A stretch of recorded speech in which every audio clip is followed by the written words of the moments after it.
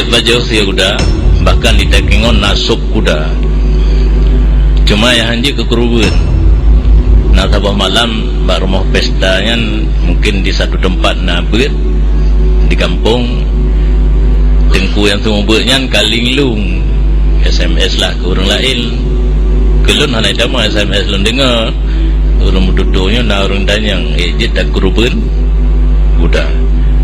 Hanji karena kerubun dalam Al-Quran kata-kata Al-An'am. Al-An'am itu tersimpan terhasar pada ibil, bakar, ghanam, unta dan segala jenisnya, nok-noknya, bakar, lembu, kerbau, ghanam, kambing, biri-biri, kibas dan sebagainya. Hanya baju kecil halal.